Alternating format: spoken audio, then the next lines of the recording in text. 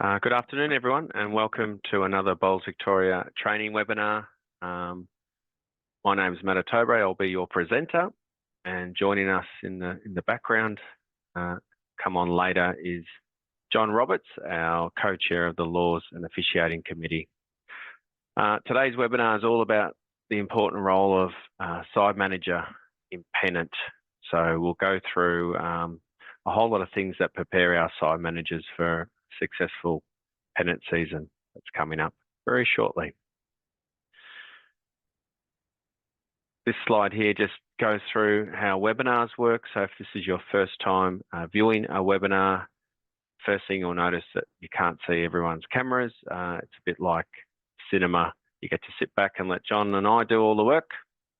You do have a Q&A option at the bottom of your Zoom screen. So at any time, if there's some questions that you would like John and myself to discuss at the end, please throw them in there. And just a reminder, this Friday, the 3rd of October at 10 a.m, we will be live streaming the replay of today's webinar. So let all your members know about that. Here's the jam-packed agenda for today's webinar. I'll start by unpacking the role of a side manager, and then I'll go into BowlsLink, so who can enter results, how the BowlsLink process looks, so a live demo of that. Also talk about the scoring app and the shuffle button, and then we'll get John in to discuss some of the COPs, some of the questions that come in. We'll finish with best practice and where you can get support. Let's get into it. So the role of the side manager, really important role. Firstly, they ensure sides are entered into BowlsLink prior to play. And we do know that there's some clubs out there that one person does all of this. I really believe it's the side manager. They complete a fair rink draw. John will talk about how that's done. Don't forget, competitions are using live scoring. You'll also be using a shuffle button, which I'll demonstrate today and go through the rules. If you're not live scoring, you'll be filling out the cards. Every side manager will need to toss the coin for the mat. And depending, again, if you're using the scoring app, obviously, if you are using the scoring app, results go straight in. If you're not, you'll need to match the rinks and enter results to BowlsLink. Here are some COPs that relate to our side managers. So just a reminder here, side managers can't be the umpire and can't be controlling body on the day of play. I know clubs are struggling for volunteers, but side managers have some really important roles and they can't be umpire or the controlling body. How do we enter results? Sorry, who can enter results into BowlsLink? What I want to clarify really quickly here is you do not need club admin to do teams and results. The managing normally starts with the club admin and primary contact. Then it gets passed along. So our side managers, I'm recommending that you do the BowlsLink prior and on the day. You'll then have managing rights, and I'll show you how you can allow others to manage. And then once you have managing rights, you can always pass that on to someone else. So if you're a side manager and you're unable to manage a particular round, you can pass that role on to another member. How does the result process look? Well, there's two processes that we can follow. It's the home team finalises and the away team confirms. Let's look at the home team finalises first. As you can see, a lot of it's done by the home side manager.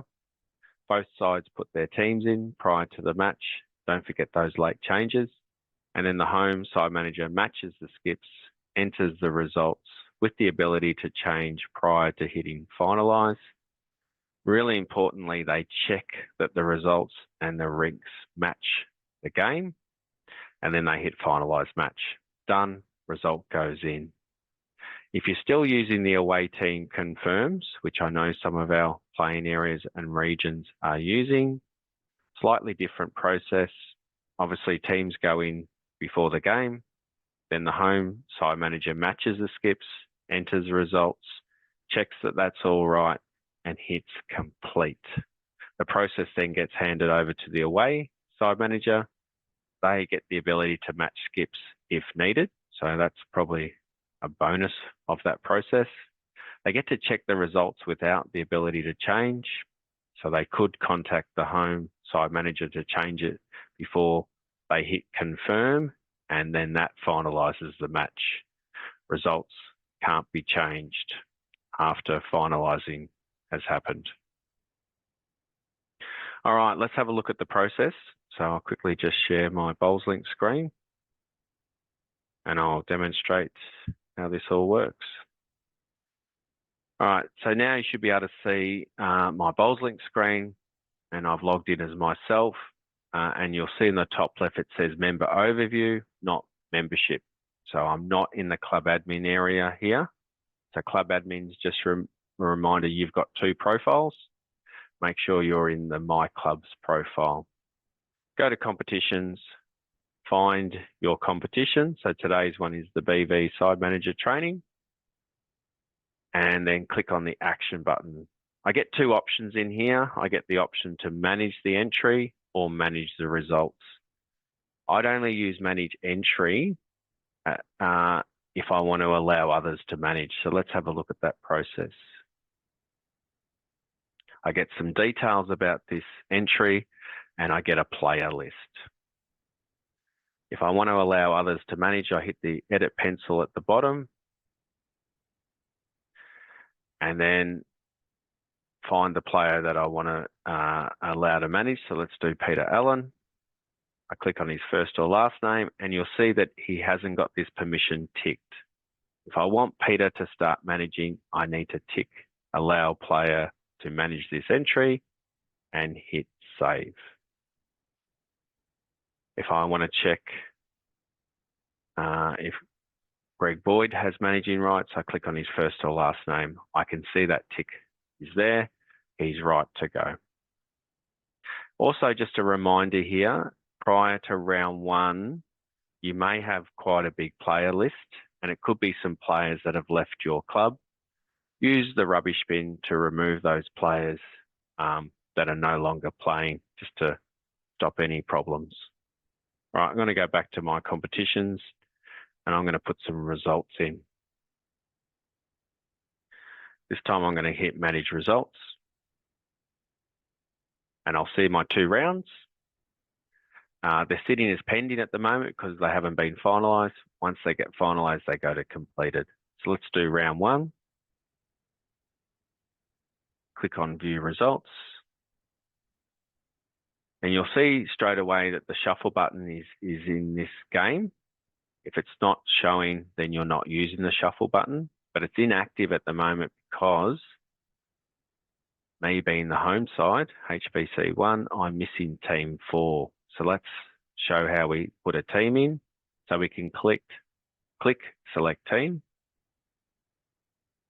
and then players will be in the drop down. If they're not in the drop down, that means they need to be imported. So we use the blue button. We search for their last name and we select them and import. I'll import the rest of the players in this team.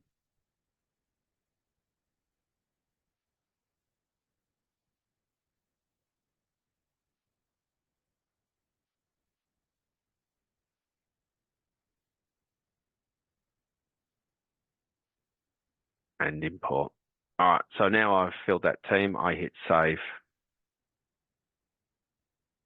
Now the shuffle button's activated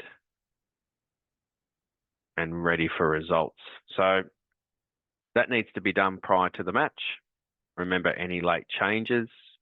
I'll show you how to do a late change. Let's say Mark Acker is no longer playing. Action button, manage teams, and I might import another player. Stephen Coles, and hit save. Enter results is just through the blue button, update results. Close, rank that one. Team 2s. Not so close. Team 3s. We have a tie. And the numbers in the brackets are the points. So you can see here MCC won the first rink, so they get the 2 points. And HBC won the second rink, they get 2 points. And a tie here, you get 1 point. I'll put the last result in. And hit save. Up the top now, it gives you a total of shots. So 84 for HBC, 52 for MCC, 15 points and 3 points. All right, if I'm happy that that's all matched and the scores are all correct, I hit finalize match. Once you hit finalize match, you can't change anything. So home side managers, if you're not using the scoring app, please make sure that this process is followed. Finalize match, and it's all done. I'm going to go back to my competitions and do round 2 now. Manage results. You'll see round 1 is moved to completed. Action button, view results. All right, what I'm going to do here is show you how to import your round 1 teams into round 2. If you don't have a lot of changes, top action button, import teams, select.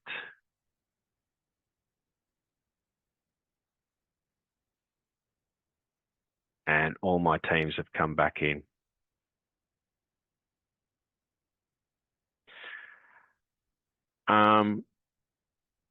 Now, in that round 1, I actually didn't hit the shuffle button. So let's have a look at how that works. So all teams are in. I'm the home side manager. After pre-Pennant practice, hit the shuffle button, hit confirm. And you'll see now that they've changed. And that's who plays who for that match. All right, the match will get played. I could put results in, but this time I'm going to demonstrate how to do an unplayed. So it's a washout. Click mark as unplayed. Type in washout and the time.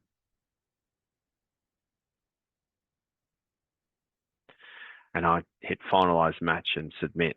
I'm not going to do that because I'm going to show you how to do a forfeit.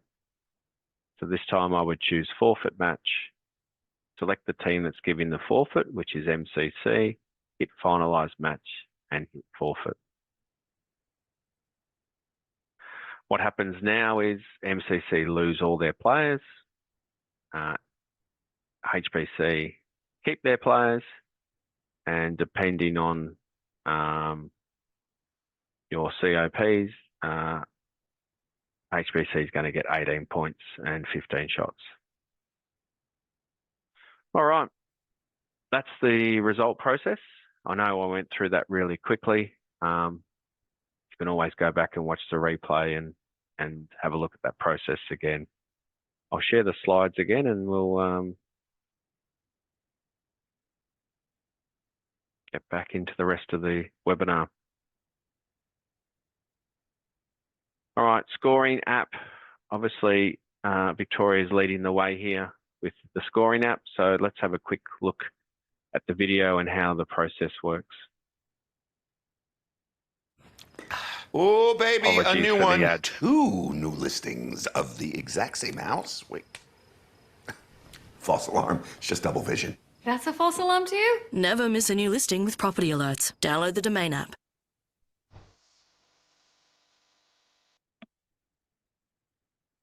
Hi, and welcome to another PV training video. Today we'll be demonstrating how to use the BowlsLink scoring app during a Pennant game, which will allow anyone to view the progress of your competitions in real time online through BowlsLink. Think of it as an online scorecard. Before the game, you'll need to download the app from the App Store for iPhone users or Google Play for Android smartphones. Links to both can be found in the description of this video. For the purpose of this demonstration, we'll be using iPhones. Simply tap the App Store icon, tap Search, and enter BowlsLink scoring.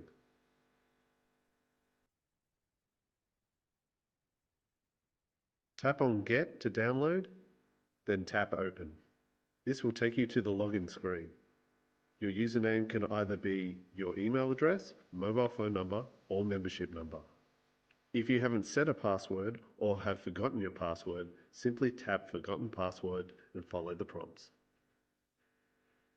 In this part of the video, we'll be using live stream footage from a recent Pennant match between Mentone and MCC to provide context to how and when to use the app during your game.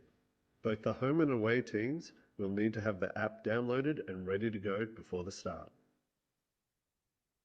After you've logged in, you'll need to find your match.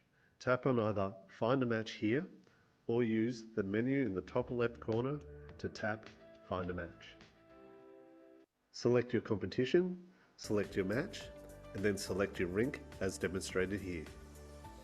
In this example, we are looking for Metro Premier Division's Mentone versus MCC, and the rink we are marking is Arthur versus Gallagher. Both the home and away teams need to enable scoring. This easy process is slightly different between the home and away sides, as you can see in the phone displays here. And now Mentone and MCC can start entering results. Let's skip to the completion of the first end to demonstrate how to enter a score.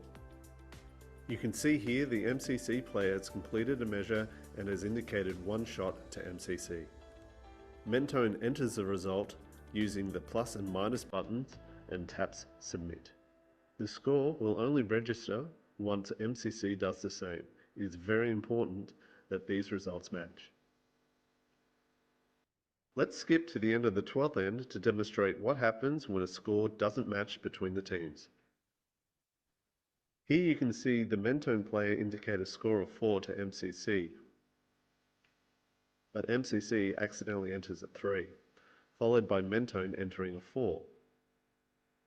In this case, an error screen will appear. MCC simply needs to tap Update My Scores and enter 4 shots.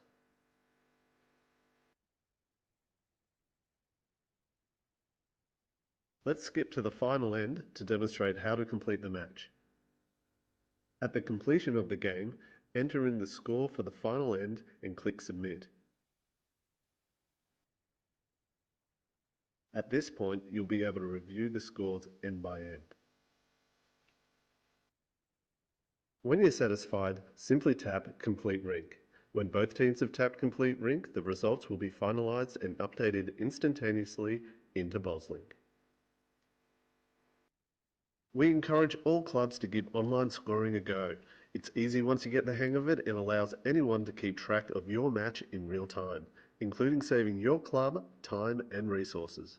We hope you found this video helpful, and as always, if clubs have any questions, please don't hesitate to contact Bowls Victoria.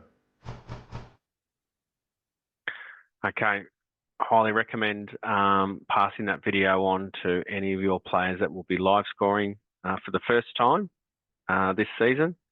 In that 4 minutes, it shows you the whole process. I think what's missing in that process is the shuffle button.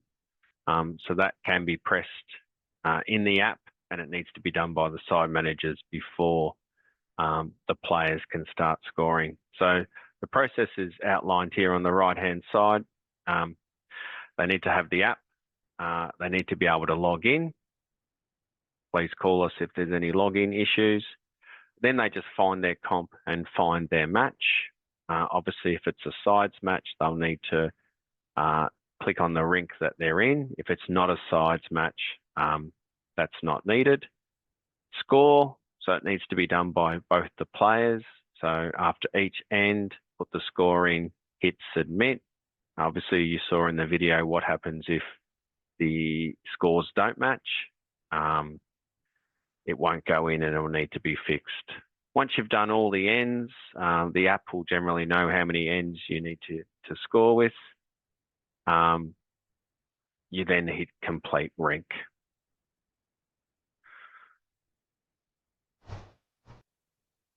All right, shuffle button, just a couple rules here. Needs to be completed after the pre-Pennant practice.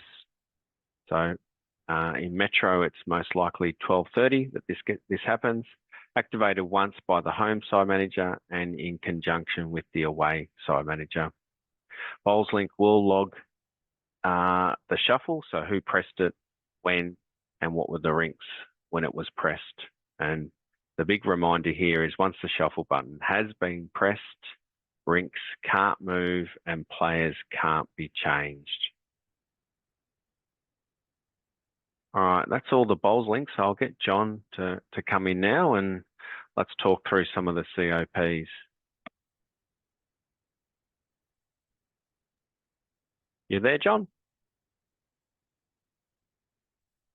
Yes, Matt. Welcome, and Afternoon. welcome to everyone out there in webinar land. Okay, so just go through a few of the conditions of play.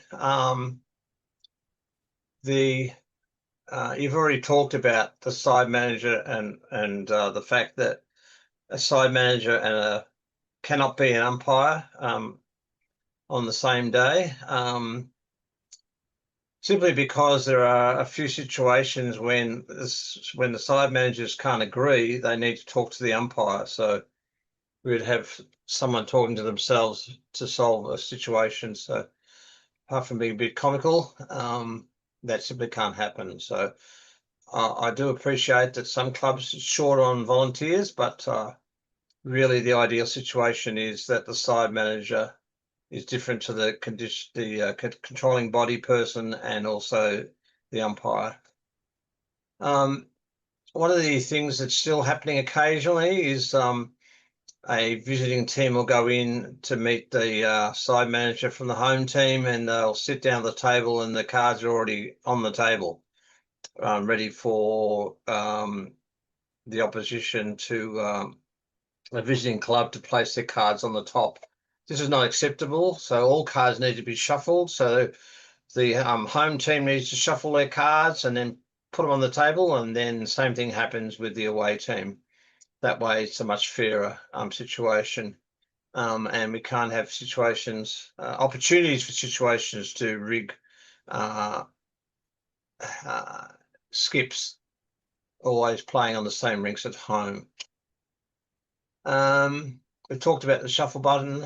We now need to understand that perhaps at this point, Matt, you can explain what this is about, 9, 10, 11, and 12. So all the rinks must be consecutive.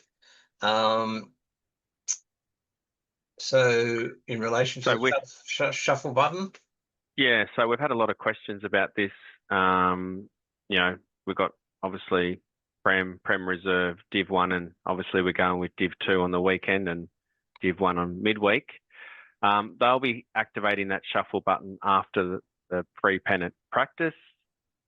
And then what rinks do they play on? It goes with what rinks are available for the day for that match. So at Heathmont, in Prem Reserve, we often use 9, 10, 11, and 12. So they're the rinks that are available. Once the shuffle's been activated, Team 1s will play on 9, Team 2s will play on 10, same with 3 and 4. Okay. So depending what rinks are available at your club for that day, that's the order that teams need to play on once the shuffle has been activated. Right. Okay, Matt, I had a question in regards to why can't managers settle their sides, what rinks they're playing on before Pennant practice?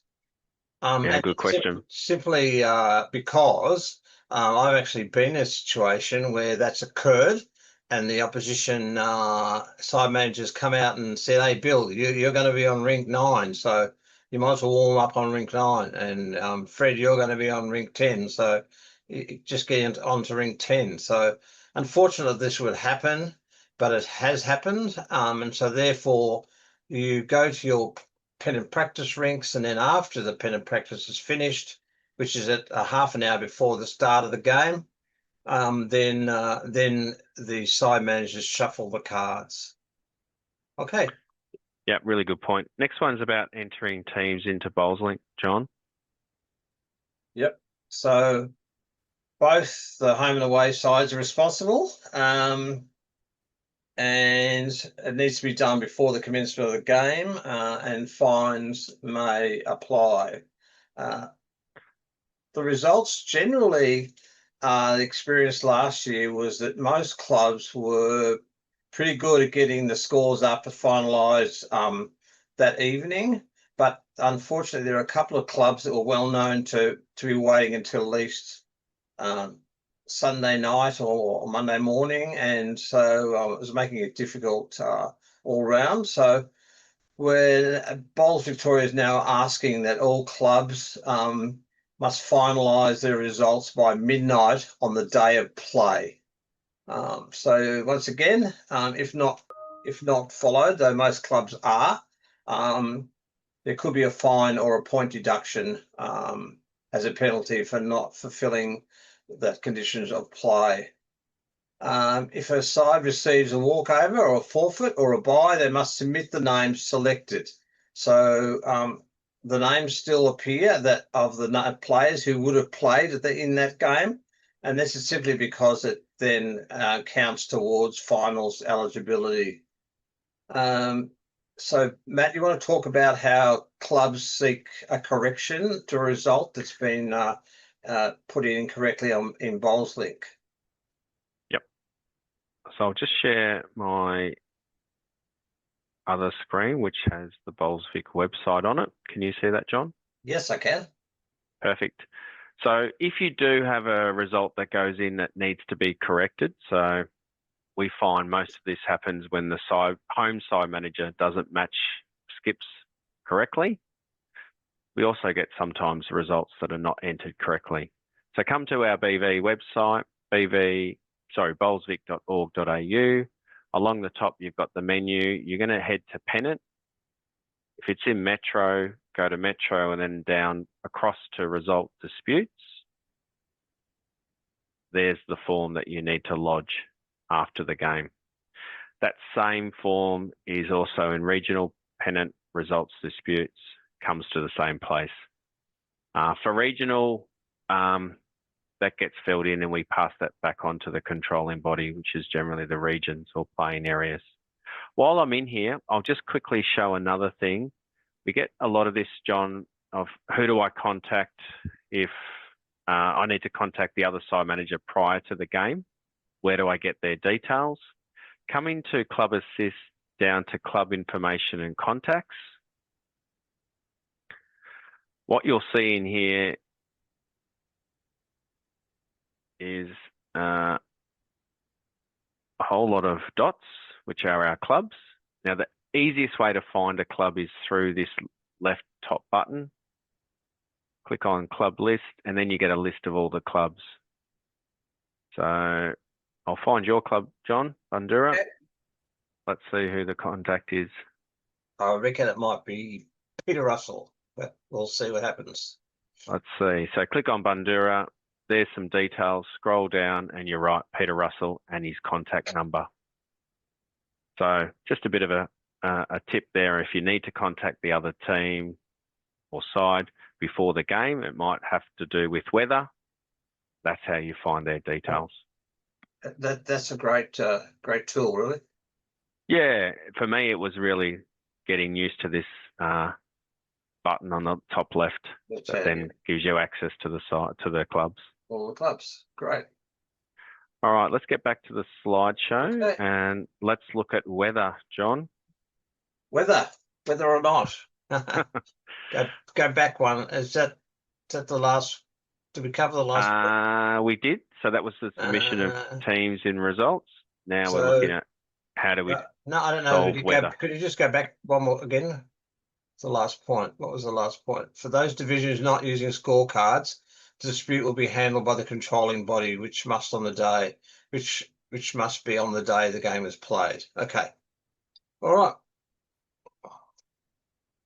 Okay. So there are some significant changes to weather, and most of these have come about through feedback from clubs from last season. There's a couple of key changes. So I think I'll deal with the fact that now, before we play our bowls on Saturday or midweek, Bowls Victoria by 4 o'clock on the Thursday prior to Pennant starting, we'll check the weather forecasts at all applicable BOM weather stations individually and make a decision based on the following. And the clubs will be notified by email to their designated Pennant contact. So it's important that clubs be aware of this, that someone will be notified each Thursday as to what might be happening. If the forecasted temperature on the BOM is 35 degrees or less, play will just continue as normal. No change.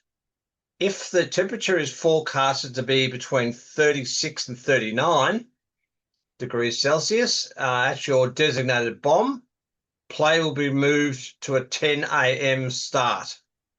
Pre-game practice may need to be reduced or removed at the discretion of the home club's greenkeeper. Of course, 2 trial ends will still occur, commencing at 9:45. So if it's between on a Thursday night, the forecasted temperature is 36 to 39, then we all start Pennant at 10 a.m. If the forecast temperature on the Thursday is 40 degrees Celsius or higher at your designated BOM, play will be abandoned and match points will be shared. So that's the situation. When I say all that, there still has the proviso in the conditions of play that clubs between with agreement, obviously with each other, can start their Pennant games whenever they agree to. And just a reminder here, John, that obviously the visuals here don't explain what you've just gone through. They'll be covered again in the COP webinar, Absolutely, which is next Monday. Okay. So once again, just to reiterate what I've said, by agreement, teams can alter the start time and date of their match, ensuring it is completed after the previous round and before the following round. Okay. All right, let's go through the conditions of play in regards to side managers' duties in any form of inclement weather. Let's go one at a time. So the first thing is that side managers must agree. If the side managers can't agree in the decision made about inclement weather, they go to the umpire and the umpire makes a decision and the umpire's decision is final. So let's do the difference between an interruption to play and a stoppage. So for whatever reason, the side managers, the umpire, have informed the players to leave the green. So we've now started an interruption to play. So if the interruption to play goes longer than 10 minutes, so keeping tabs on the time is really important. Keeping records of time is always going to be important here. If it goes beyond 10 minutes, it becomes a stoppage. And then a couple of things will happen. If it becomes a stoppage, the end in progress becomes dead and the end needs to be replayed.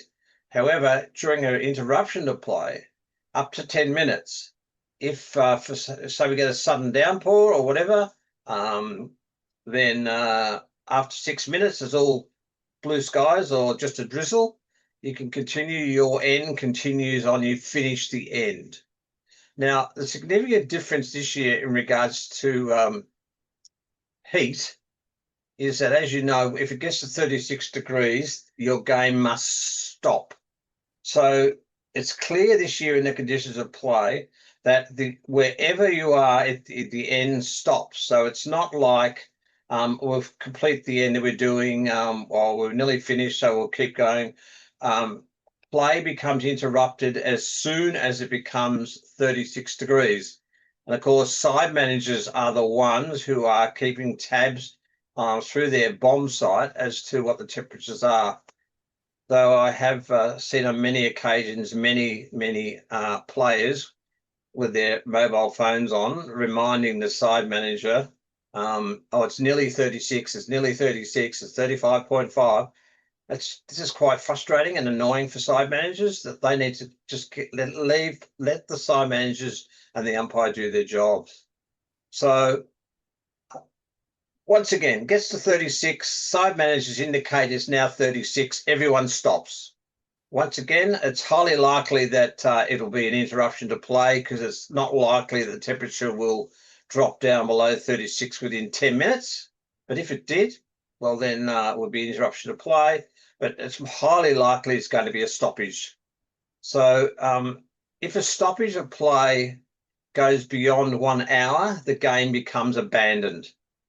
But if it's less than an hour, well, then you could commence your ends and continue playing.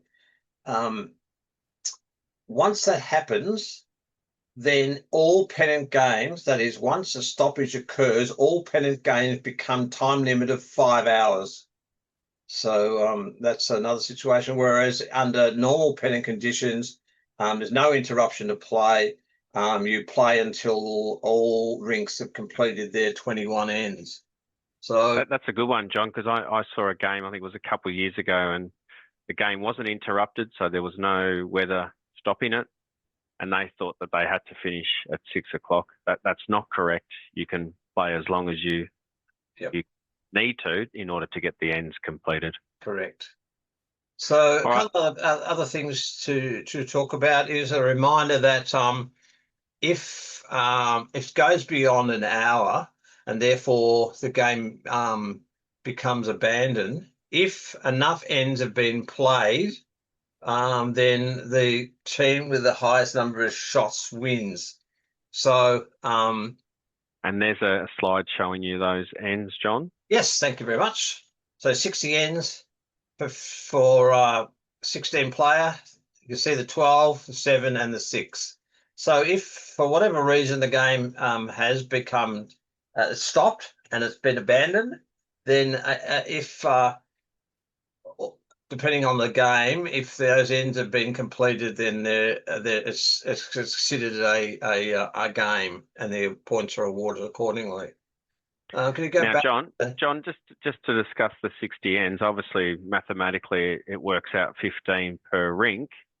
So if I've done the 15 on my rink, do I stop or do I keep playing? No, you keep playing.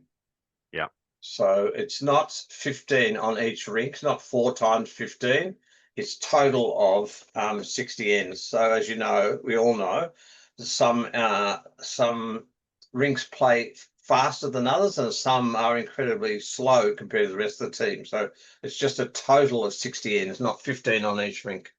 Now let's go to lightning.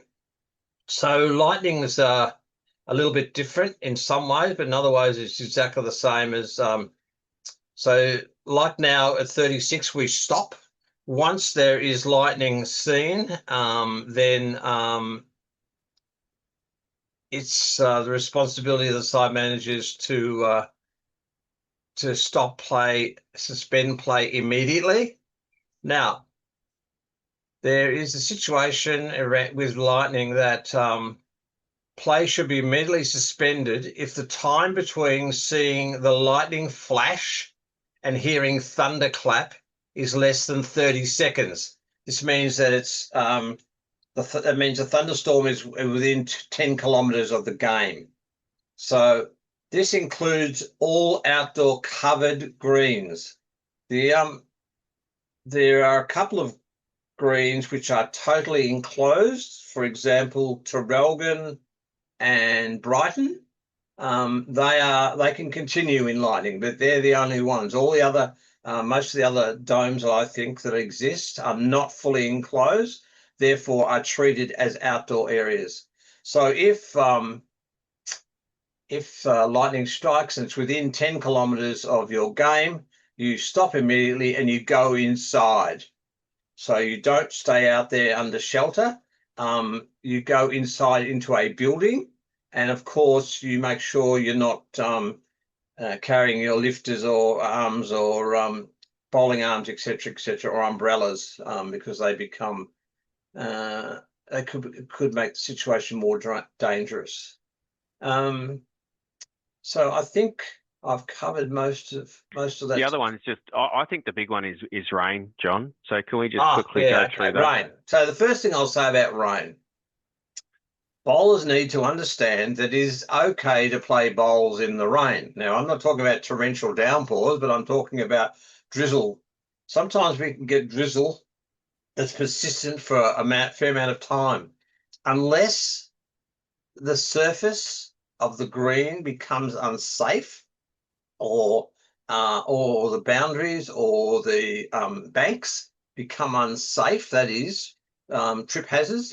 For example, then you continue to play. I've had situations where there's been heavy rain. It's stopped. The heavy rain stopped, but there's drizzle, and I've asked the players to go back out onto the green, and they've been a little bit disgruntled about that call because it's still raining. So just a reminder that you can play bowls in the rain, but the bottom line is about safety. Now, the people that side managers can agree. If they can't agree, they speak to the umpire. Of course, the greenkeeper at any stage or their representative can call people off the green if they felt that their greens were being damaged by whatever reason. Okay. Yeah, I think that the big one is, I believe, John, is that the managers need to agree to rain, and if they can't, then it goes to the umpire. Yep. Correct. All right. All right. That covers all the COPs, John. So now we're up to some questions that have come in from our viewers, which are fantastic. So I've got Simon who sent in a question, and it's all about break. So he's asking, can you clarify the break situation in Pennant? So what happens if the side managers agree not to have it, or what happens if one of them says, I don't want to have it, and they want to have a break? Okay. What's the situation? So the situation is, it's a fairly simple one, really. Side managers meet after pre-Pennant practice. They're sitting down and they talk about and say, do you want a break? If both side managers say, no, we don't want a break, then there's no break. If one team, whether it be the home team or the away team, says, no, we wish to break, end of story, there will be a break. And it's a half an hour break. So you just once again, it's about side managers agreeing on that. This is one situation when they don't need to go to the umpire because it's a decision made by the side managers. So that's fairly. And I'm pretty sure I saw in the COP, Prem and Prem Reserve don't get the option of a break. Correct. They must play through. They don't break. They play through. Yep, that's correct. Excellent. We've got Karen who's saying, what happens if I'm playing and it's raining and I want to come off the green? Well, you can't until the side managers. The side managers. So what can Karen do if she's thinking that this is too wet? She would need to speak to her side manager and say, I need to come off. And the side manager obviously would ask her why and listen to what she has to say. So, and then make a decision according to what's been spoken about. So, so let's say anyone can leave the green with permission of their opposition player, but for no more than 10 minutes. So I guess Karen could say to the player, the opposition, oh, I'm leaving the green. And the player could actually ask why, and she could explain. The player could say, no, I'm not accepting that decision. But at any stage, someone can leave the green for 10 minutes. But that's a sort of a technical way to manage that. I would rely on the green, on the side managers and the umpire making that decision. Yeah, and just a reminder, if the side managers can't agree, it then goes to the umpire's decision. I just want to probably pop it in here that I would consider someone wanting to leave a game to have a cigarette is not an acceptable reason to leave the game. I'd agree with that. Okay. And we got one last one. I think it's probably more for me, John, not for you. Okay, It's cool. what happens if the shuffle button's been activated and I didn't get my late change in? What can I do? Well, you can't do anything because you can't change your teams, firstly, but you can definitely fill out that result dispute and get that player change updated in the results afterwards. So a bit of a reminder there that late changes need to go into BowlsLink before the shuffle button Yep. has been activated. If you're not using the shuffle button, you do get an opportunity before the home team finalises to make any changes to your players. Matt, I'd like to make a comment here and get you to respond to this, but I'll just talk about the situation when you require a sub. Okay, so substitutes must have approval of a controlling body. So there's a perfect example when you need to have a designated person as the controlling body at the from the home team. So but you can have a substitute for a player and they can play in any position except skip. Has BowlsLink been changed where you can change the player's name, or does it still just appear as substitute? Yeah, good question. We've had that request and we've definitely put it at the developers and the working group. The answer is no, John. It still only says sub. You can't nominate who that is in BowlsLink. But as you said, side managers really need to clearly identify those subs before the game's played, don't they? Yep, they do. So, okay. All right. Well, that's all the questions, unless we get some late ones. We'll move to the next slide and stay with us, John. It's just talking about best practice. Make sure those teams are entered prior to the game, get any of those late changes. If you're not using the scoring app and you are the home team and you finalise the match, please make sure the results and teams match before you finalise the results. We had way too many result disputes last year.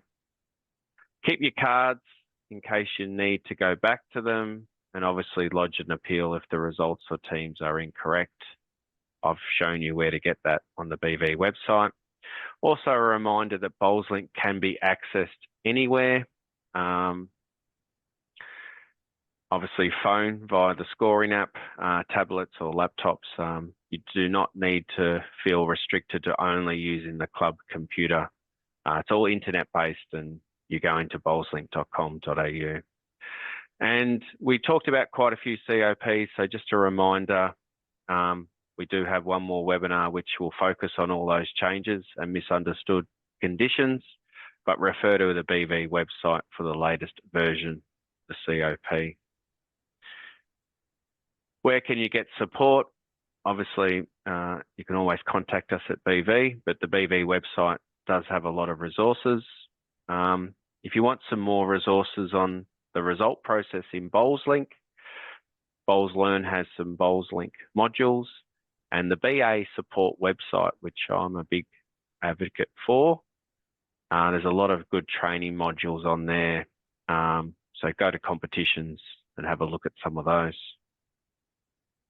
Just a reminder that next Monday is our last webinar for in the series. It's the 6th of October at 3 p.m. So if you can't make the live session, don't forget there will be a replay on the Friday at 10 a.m. And then another reminder to all our members is once the replay has been viewed, all these videos can be accessed on YouTube at any time. You don't have to watch all of it. You can watch parts and share it with your members. All right, John, thank you so much for joining our webinar and giving us all that expert advice on COPs. I'm sure our sales managers will be well prepared for the upcoming season. Sure. I just wish everyone a happy and successful season. Enjoy your bowls. Take care. Thanks, Matt. Thanks, everyone. Bye.